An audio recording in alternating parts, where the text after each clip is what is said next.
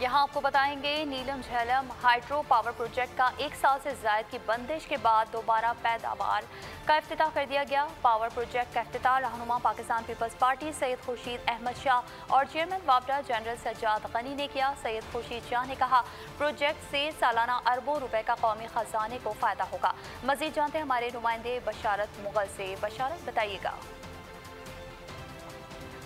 जी बिल्कुल, कौमी नौइयत के मंसूबे नीलम झेलम की पैदावार एक दफ़ा फिर शुरू कर दी गई है।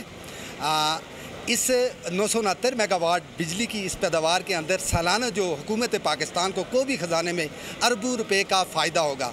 इस वक्त हमारे साथ मौजूद हैं खुर्शीद अहमद शाह साहब, आज हमारे साथ मौजूद है। आज इनसे बात करें। सर, जिस वक्त आप बटन दबा रहे थे, आपकी फीलिंग्स अपने अरूज पे थी, क्या फीलिंग्स है कश्मीरी पाकिस्तान को रोशन? आपने देखा कि जब अरूज पे थी सिर्फ इसलिए थी कि ये पाकिस्तान के एसेट्स एक मरतबा फिर बहाल हो गए। पाकिस्तान को रोशन करने के लिए कश्मीरी अवाम ने अपनी ज़मीन और जायदाद की कुर्बानियाँ दी। आपकी एक मोहब्बत है, वो जो मोहब्बत है वो कश्मीरियों के साथ शेयर करते हैं। देखें, जो कश्मीरियों ने किया है शायद अभी तक हम उनके लिए नहीं कर सके।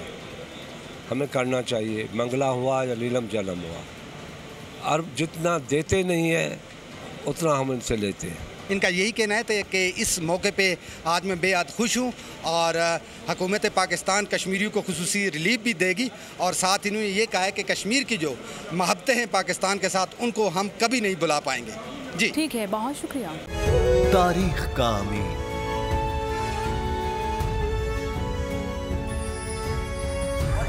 आजादी की अलामत,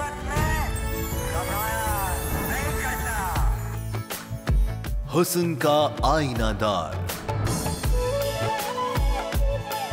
फिक्रो नजरिए की अक्कास, सरफराजी का गवाह, यानी हम सबका निगहबान पाकिस्तान।